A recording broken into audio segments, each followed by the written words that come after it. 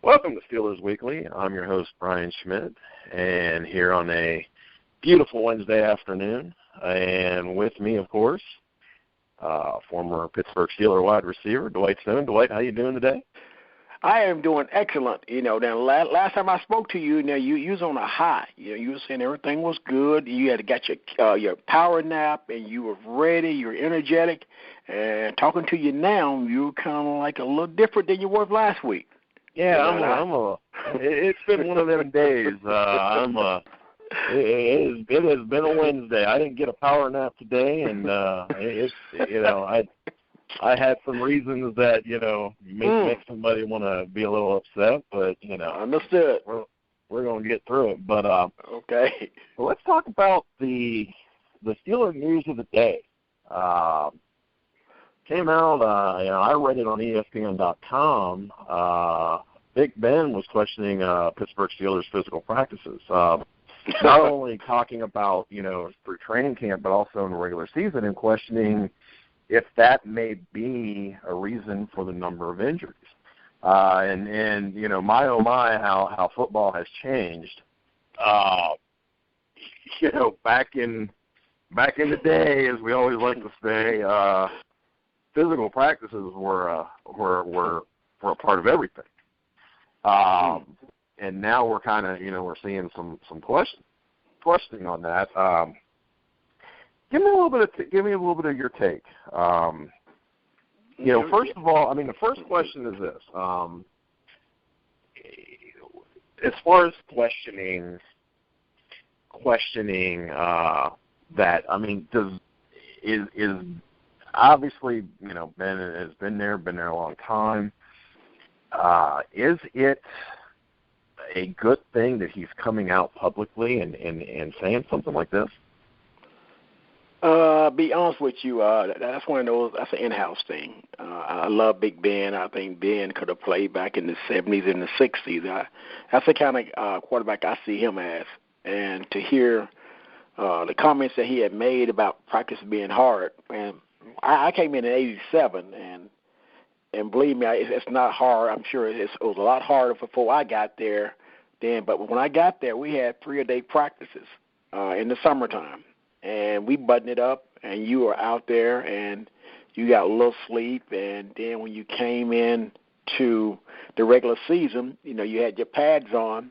And with Coach No, old school, on Friday, it was live goal line. It was the first offense against first defense, and you strapped it on. And I believe me, that was like physical. And what I'm seeing now, I understand collective bargaining agreement. You want to save the guys. You don't want them to get hurt. But it's getting to the point now where technique and more people are getting hurt during Sunday because they don't have that technique or they're not practicing the right thing and their body's not used to contact during the week before the game. To me, football is almost getting, I understand with the CTE and everything's going on, it's getting kind of like touch football. And don't get me wrong, I understand what Ben's saying, but I'm surprised that Ben would say that in public and not go to Tomlin or Mr. Rooney, or whoever it may be they need to talk to, because you put that out there, then you have other people talking about it. Then then everybody will say, oh, they foo-foo. I think it's kind of like they're wearing tutus right now, in practice and in games, because, there's so many flags are being called for things that back when I was playing, they were like, ooh, great hit. Oh, man, did you see that? But now you see flags and penalties and everything like that, which is it's taken away from football. Yeah, it was certainly very interesting seeing his comments. Now, Tomlin did respond, said it is something that, they're always, addressing and looking at, and something that they will continue to monitor, and something that, they'll look at, at season's end. And he appreciates his comments, and Ben, he took a very diplomatic approach to his comments coming back. But again,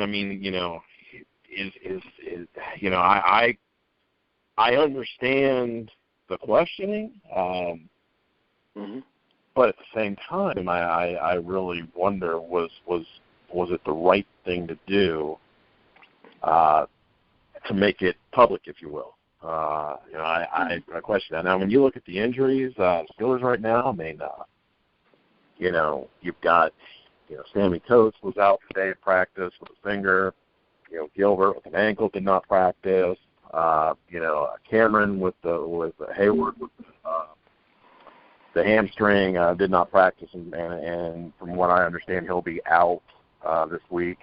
Ryan Shazier with the knee did not practice, and it's probably not looking good for him to be back this week. Marcus Wheaton, there's a good chance he will be back.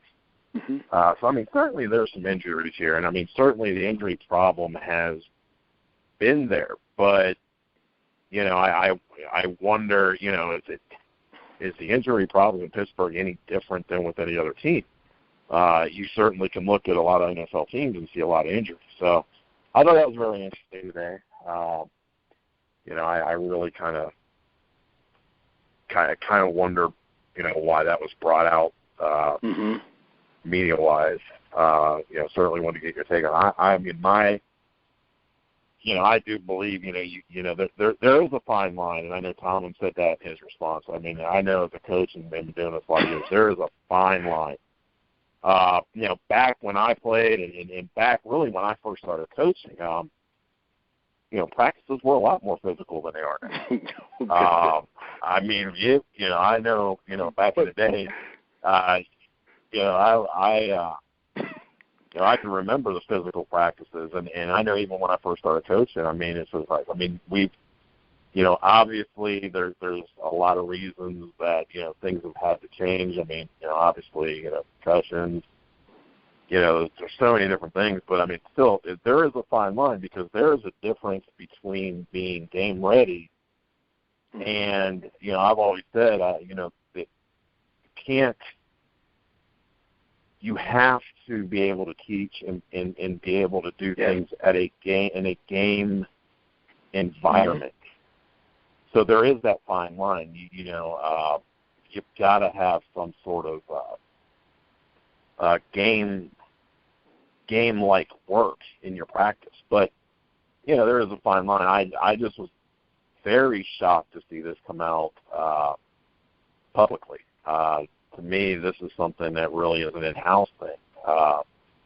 So, it makes me wonder now, how long has this been going on? But, does this become a distraction?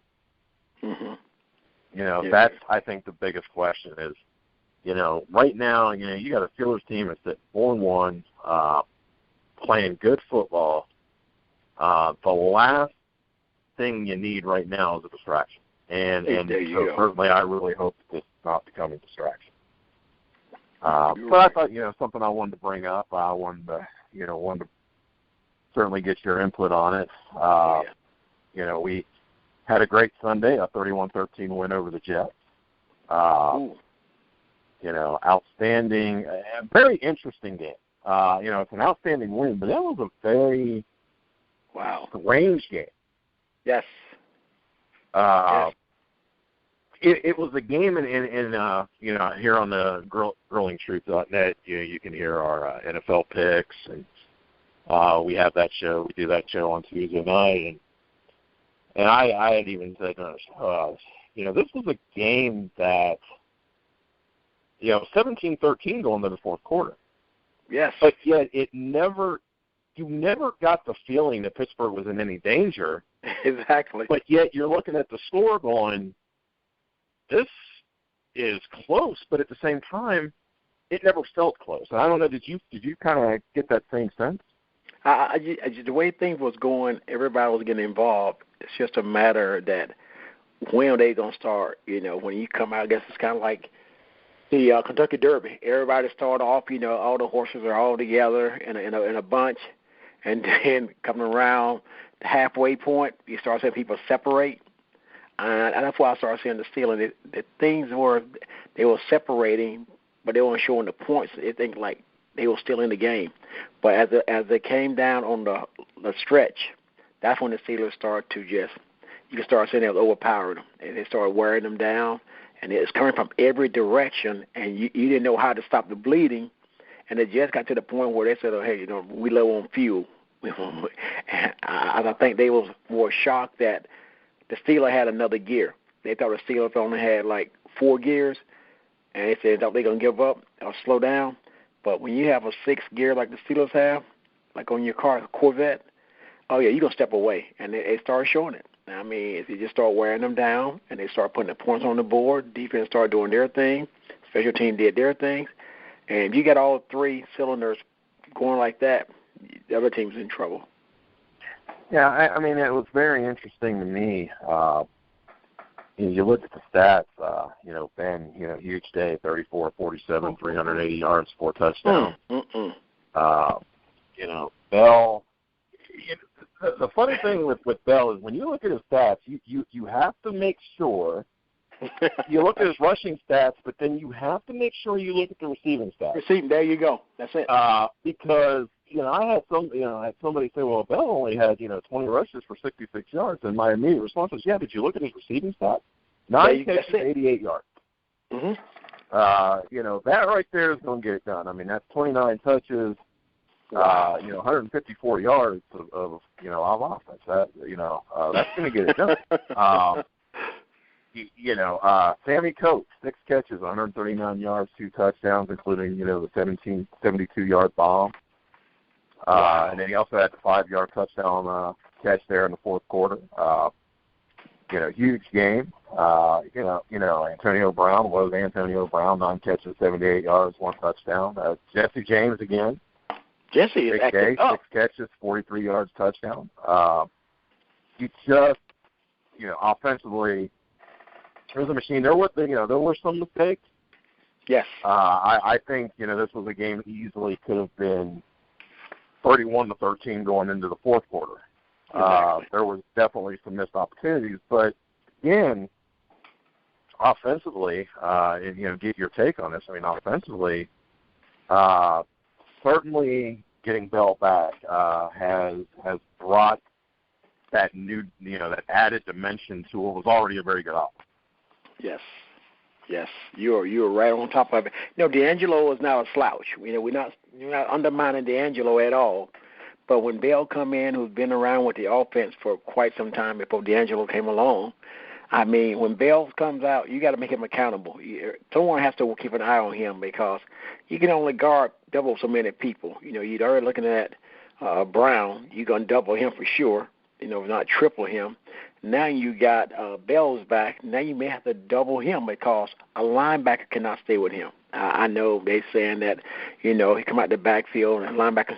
No, his skill level is way beyond imaginable. And now the other receivers get involved. And Jesse James, my goodness gracious. Everybody Heath Miller, we love him. I mean, one of the best tight ends ever for the Steelers.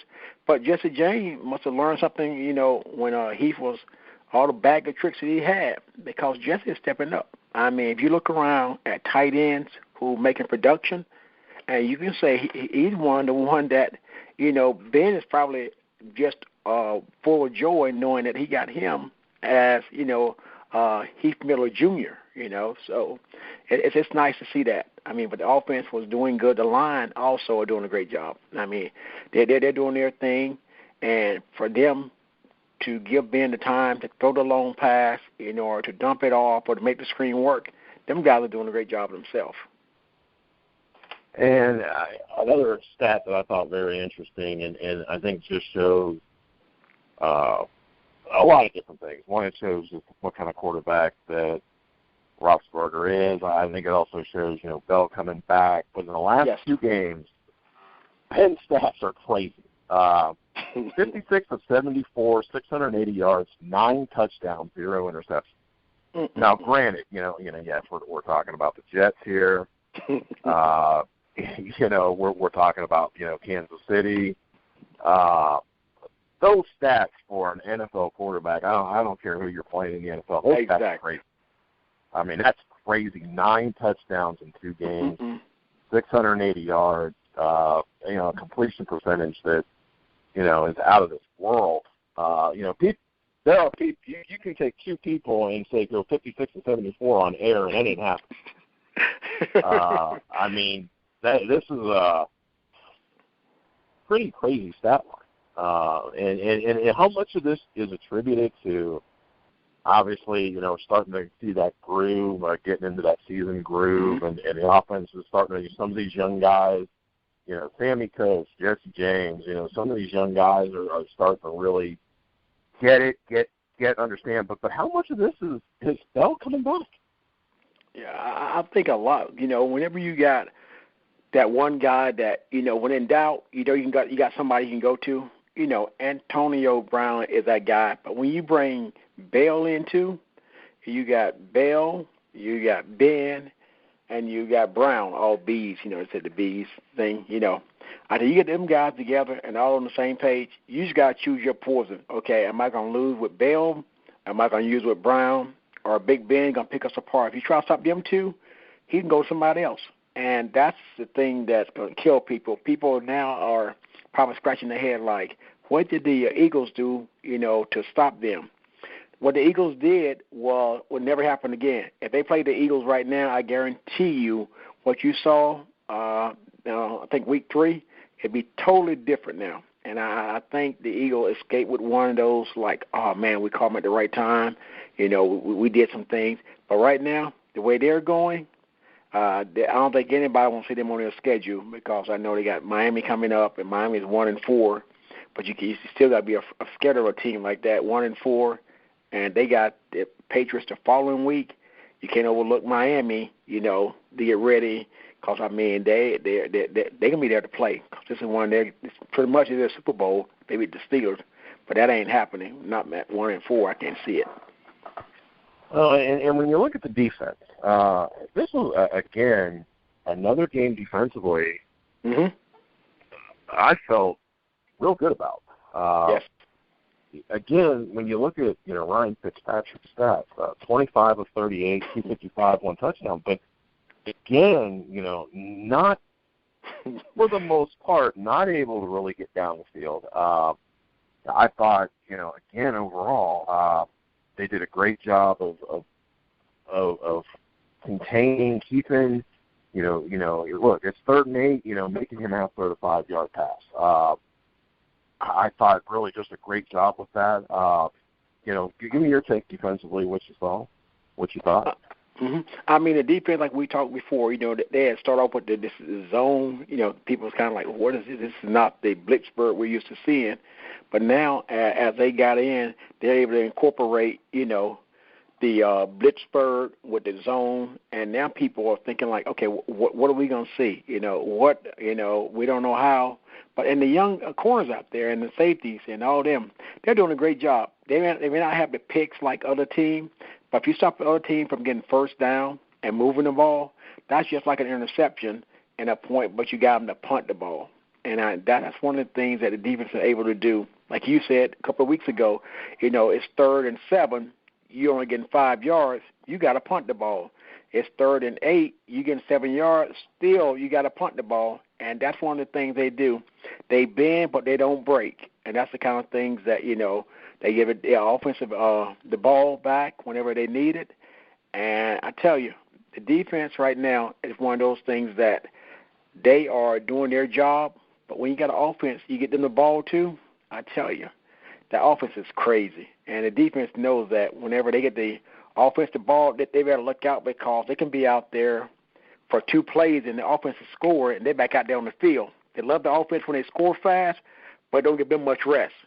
So the defense is doing their thing, and I love it that they're doing the Blitzburg again and the zone to confuse people. Well, and to kind of drive the point home, the Steelers on 3rd down were 5 of 10. That's 50%. The Jets were only 2 of 11. 50%. I mean, let's drive home that point. How many times, you're in a 3rd and 7, 3rd and 8, and he's complete the pass, 5 yards, tackle, punt. Yeah. That to me is when I looked at the stats and I really sat down and I watched the game, but then I like to sit down, a day or 2 later, and I like to look at the stats and kind of go, okay, kind of put it together. To me, that's the jump out stat. And also, the Jets were 0 of 1 on fourth down. So, in a third and fourth down situation, the Jets were 2 of 12. That's getting it done. And they only had 316 yards of total offense. So it's not like, they were moving the football, much at all. I mean, the bottom line is, at the end of the day, defensively, it's getting the job done. It is. Again, when we talk about consistency, Steelers defense has only had one bad game all year. Exactly. Offensively, we really start to hit the stride the last couple of weeks, which, offense is always a little bit behind defensively. But defensively, it's been one bad game all year. And I just think that it's really starting to show, when, as you said, when you can put the football back in this offense's hands, you're going to have an opportunity to win football games. And I think we're definitely seeing that. Great win. Kind of give me your final thoughts on this win because, certainly we're getting into some big games here. Yes, sir. We talked about it before. You said it. Hey, you got to take these wins when you can. Not saying the Jets is not a team that you can't respect, but you got to win games like that because you got them. Then now you have Miami. These are you got to win game that you you should say you should win, but you hope to win because after you start playing the Miamis, you can start seeing some teams like some team called the Patriots. And those are the kind of thing, like you said, coming into the second half or second quarter of the season, you got to get those wins when you can because it's not getting any easier. And believe me, people are seeing what the Steelers are doing, and they bring in their A game. And you better believe a lot of people got the Steelers circled on their calendar. Usually a team like this say, what did the Eagles do? What did they do? Teams are going for the Steelers, so they got to be ready, after that win, which was a good win. But now they got to be careful because people are coming after them. Absolutely. And, next on the schedule is Miami. Before we talk about Miami, though, let's talk about where we're at right now. Obviously leading division at 4-1. Baltimore has kind of stubbed their toe the last couple of weeks. They're sitting at 3-2. Same thing can be said about the Bengals at 2-3. Yes. And kind of get on the Bengals thing for just a second. Being here in Texas, of course, I was forced to watch Dallas and Cincinnati. Unfortunately, when you're here in Texas, you don't really get much of a choice. But that was okay. I don't mind. I didn't mind that too much because the Bengals were playing. But this is not the same Bengals team we've seen in the last 2 or 3 years. Down 28-0, they scored 14 in the fourth. But I definitely think this Bengals team, if we don't see some changes real soon, they may be out of the race here pretty quick. Yes. I tell you, I was not impressed. Offensively, the offensive line is not very good right now. They've got weapons, but when you can't run the football and your quarterback has no time to get to them weapons, it makes it really hard. Exactly. And defensively, defensive line's very good, but linebacker-wise, a struggle, and really also at the back end of their defense with their DBs. Yes. Really a struggle. Not what we have seen in the last 2 years. So right now, this is a very, very crucial time for the Steelers because obviously, and we're going to talk about Miami here in a second, but obviously, this is an important game to get this win. And as a player, are you looking ahead to New England next week? See, and you hit it right on the head. This is an important game. You can go, 5-1 right now? 5, and these are the kind of games that, people say, oh, this team, we can overlook them. But I think you got to take them very serious. Because New England will be there. You already know what you get with New England. but at the same time, you can't lose focus of what you got right here. You know, because Miami made a point where they cut 3 of their linemen, 3 of them, cut 3 of their linemen, letting everybody know that, hey, we are serious about, winning. If you're not doing your job, you be packing up your gear. So I think that Miami is going to come out as a new team, a good drive, and the Steelers got to come out and take Miami as though they will take New England. They can't go out there and say, hey, they're going to lay down for us. I think that people in Miami right now are so scared that, okay, I got to do my job or show something or I'm gone. Pittsburgh, remember when they played Philly, you just can't show up, bleeding that, and people are afraid of them, but you got to still play the game. At the end of the day, the other team get paid, to do their job just like they do. And if they don't, they won't have a job. I agree. And, we're on to Miami. Miami right now is struggling. 1-4. A very strange Miami team. I've watched them play a few times, and there are times where they don't look this bad, and then there are times where they look as bad as they look, and sometimes can be in the very same game. Tannehill has struggled a little bit. What's your take on this Miami team? And let's kind of get into what is it gonna take for the Steelers to come in and win this football game? They're the starting quarterback. Tannehill is the guy who they want to lead the team, and they figure that for him to lead the team, he got to do things, to show that he's a good leader. But last week he got sacked 6 times.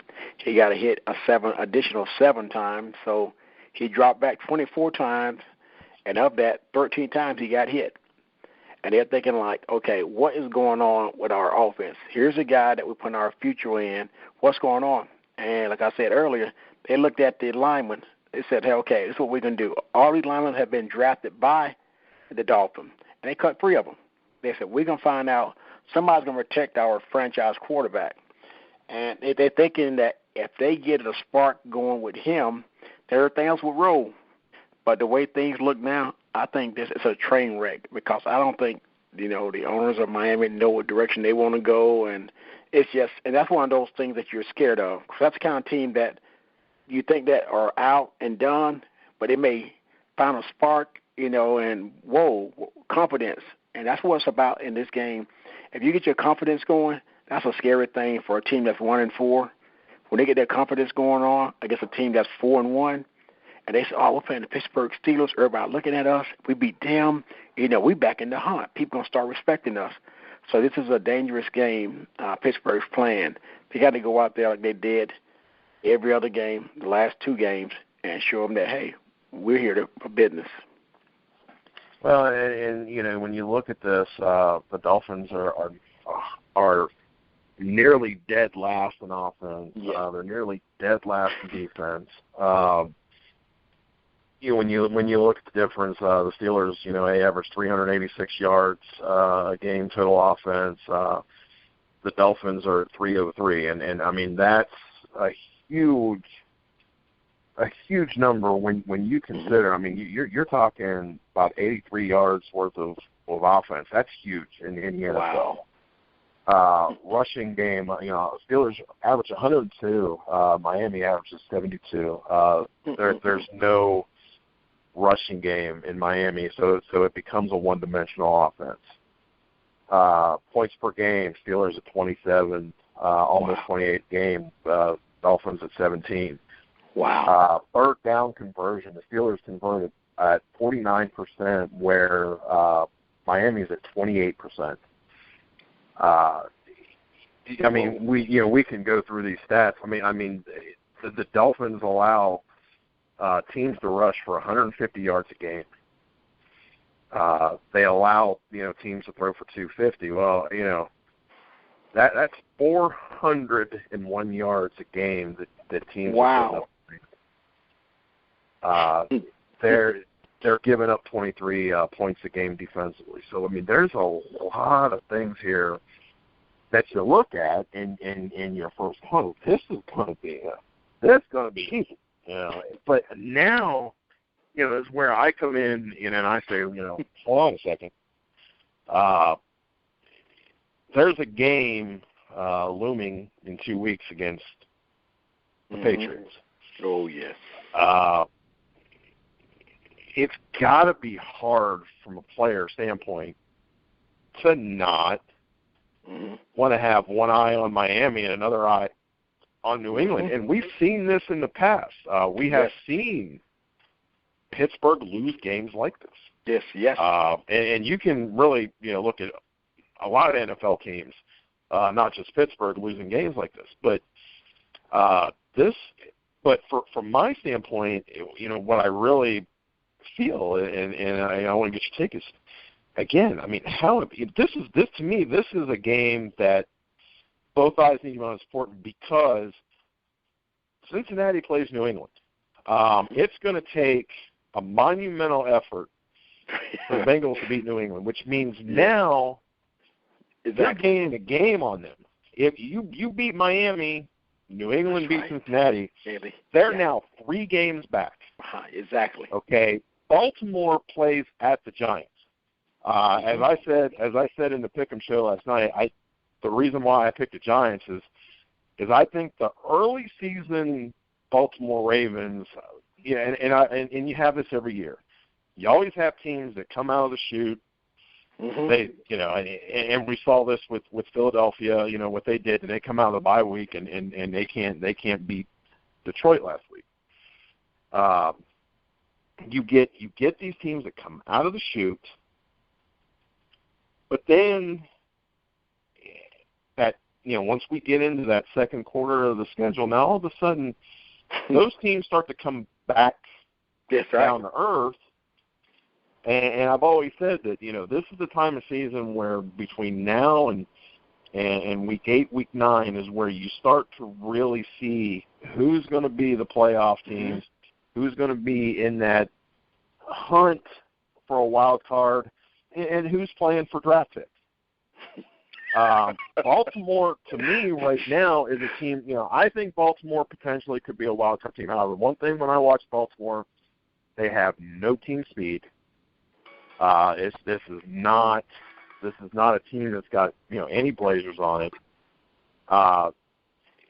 So there's a lot there. This week, to me, you've got the potential. The 2 teams that are right behind you, and again, I'm not going to talk about Cleveland because that there's really no reason to talk about them. But you've got an opportunity this week, based on the schedule, to do your business in Miami and gain a game on the 2 teams behind you, which now, like I said, that puts a Cincinnati going to be 3 games behind you. It's going to put Baltimore 2 games behind you if everything were to work out the way it would like it to this weekend. Now you really get to go into New England on house money. Exactly. That New England game coming into Pittsburgh, here's New England. They got Brady back, coming into Pittsburgh, and you are in a position to be playing with house money because now you're 3 games back on the Bengals, you're 2 games back on the Ravens. Even if you lose to New England, it's not hurting you any because you follow up a bye week with going and playing the Ravens. Now you get that win there, you go back 2 up, and so this is a house. And the thing is this: if you beat New England. Wow. Which, we'll get into next. We'll get into next week, and I think it's a very good possibility. Yes. You beat New England. Now, the Ravens still have to play New England, I believe, if my memory's serving me right. You really have an opportunity to blow everything wide open, and now you're not playing. You're not playing so much to win a division because you've already got that in a real good situation. Now you're playing for, you're playing for playoff spot in terms of hosting the home field, everything. So this Miami game is to me a very important football game. You are correct. Miami's 1-4. Sometimes they say some of the dangerous teams. What's the old saying? The worst most dangerous animal is one that's injured because they'll do anything to survive, and they're injured right now. They're the kind of team that they're coming in, and to them, they think to them it's an ideal situation that they're playing the Pittsburgh Steelers. They said, hey, you know what? As we're playing, we get to play the Pittsburgh Steelers, and everybody think the Steelers are a team that's going to the Super Bowl. Here's a chance now when there's some changes. We'll let 3 people go. We're ready to show Pittsburgh that we don't change. And the thing you can't do, like you said, you can't let them get involved in the game. You can't let them feel as though they're in the game, because whenever you get a team that's down and they feel as though they have a chance to win, they're never going to let up, and they can continue. But if you go out there and you slam them and you start beating their head down the first quarter, second quarter, you're like, oh, here we go again, But if you give them confidence, I'm telling you now, they will hang around, and you got to do away with them. New England playing the Bengals. New England, Tom Brady came back last week, 400-something yards against, the Cleveland Browns. And believe me, Cincinnati's like, they're not scared of anybody. Their front line, like you said, but the linebacker core, which is supposed to be like their core guys, and Pac-Man, them guys been quiet. And they going to play New England. Oh, man, New England may do the same thing they did to the Browns, to the Bengals. But the Steelers got to take care of their thing, because when New England come to town, like you said, play with house money. You win against the New England, hey, we're way ahead of the thing. If we lose, you know what? We're okay, though. We're okay. We've got an open week. We'll regroup. And you hit it right on the head. You're playing with house money when you get wins like this coming week. Yeah, I mean, right now I look at it, and to me, as a football coach, I've always said there comes a point when, as a football team, you got to look at your situation, and you got to be sharks in the water. There's some blood in the water. You got to be sharks, because right now, this is a time to be sharks. This week is a great opportunity to put yourself in a great situation coming in. Again, the back end of the next, coming out of this Miami, the next 3 games are going to be difficult games. You got New England at home, you got a bye week, then you're on the road to Baltimore, and let's be honest, it doesn't matter how good or bad Baltimore is. Yes, when exactly. You play Baltimore, it's a game, and then after that, you got Dallas coming in. Oh, yes. So and I really hope that by that point they decide to bring Romo back, because I really don't want to see that Prescott. But I know. What about that? Yeah, he is. Him and Elliott. I mean, that's going to be a pair that, if Dallas can somehow not screw that up, Dallas might actually be a pretty good football team here in the next couple of years. I'm saying, wow. The next 3 weeks, this week and then the next 3 after that. I mean, this is an important time.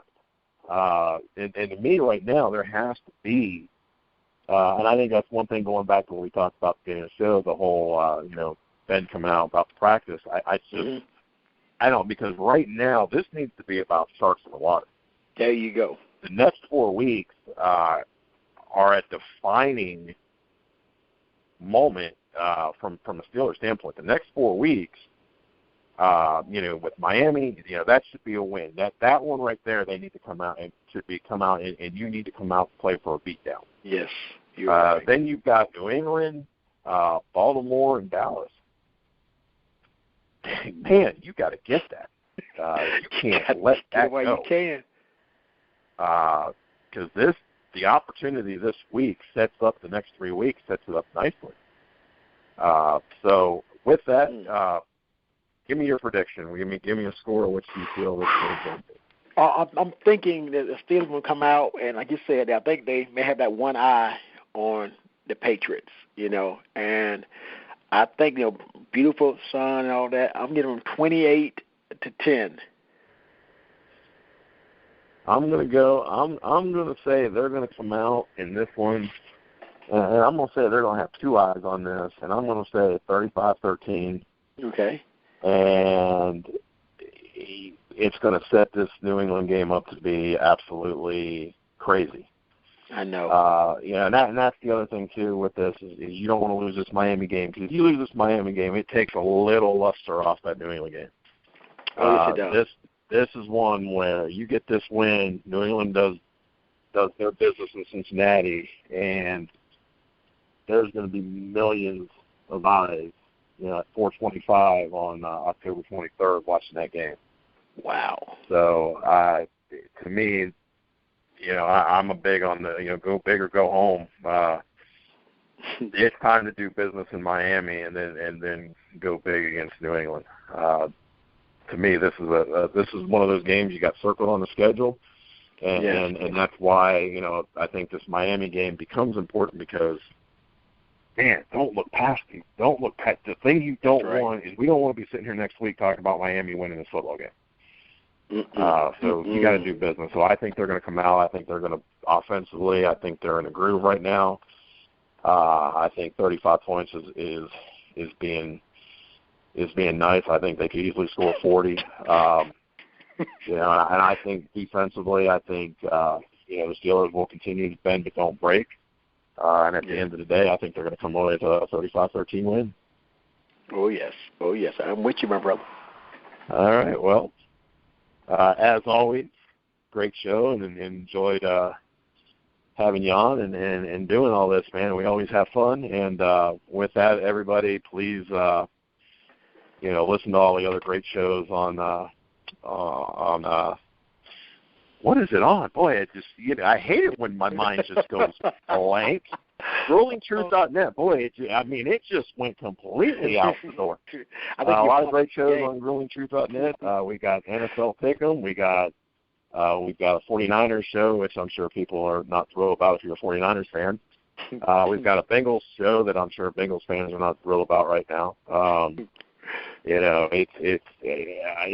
Mike, who does the Bengals show, there are times I just feel bad for him, because I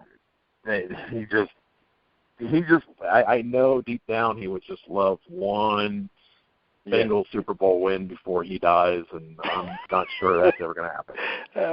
May not happen no time soon. So, Blake, give me some final words, some final thoughts for this week. Hey, take each and every day and live to its fullest. Don't sweat the little things, and things don't work out. Believe me. I know that situation you had today, it'll work out. I promise you. Just hang in there. I always enjoy talking to you. And like I say, I'm glad people are listening to us. Hey, like I said before, I enjoy it each and every week. All right, well, Steelers fans, enjoy the game this week. Come back next week. We will definitely get into this Miami game and going to get big time in the New England game. And like I said, boy, it's going to feel good to be 5-1 going into this New England game. So let's take care of business this week, and then come back next week and have some fun and do it all over again. That sounds great. All right, so for Dwight Stone, I'm Brian Schmidt. You've been listening to Steelers Weekly on the Growing Truth, where legends speak. Everyone have a great week. Bye now.